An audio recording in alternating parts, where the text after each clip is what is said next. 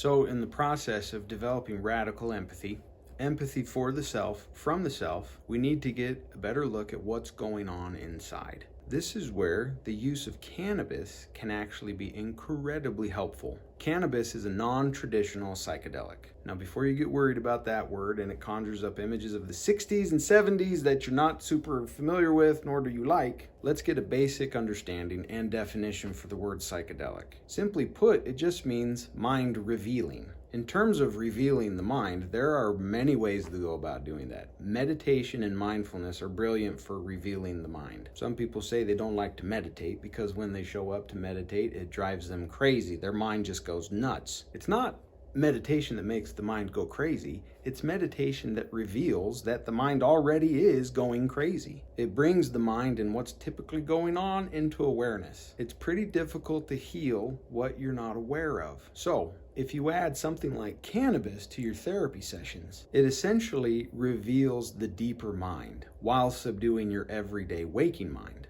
With your everyday waking mind subdued, you can more easily pay attention to what's held in your system and bring radical empathy to it. Your everyday waking mind up to this point is typically informed by all the preconditioned responses and reactions to life. So if those reactions can be subdued, your chances of bringing radical empathy to yourself are greatly increased. This is essentially feeling your feelings while withholding the knee-jerk reaction for those feelings to be fixed and to change. At the end of Brené Brown's video on empathy is my favorite line.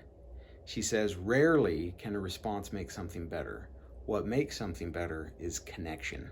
So in this therapy, the cannabis assists you in making that connection with your woundedness, with your broken parts, with the feelings that you've been conditioned to not feel. If you can simply hold presence with what's felt, your body and your nervous system are equipped to essentially transmute the woundedness and help you realize the wholeness that you've always had.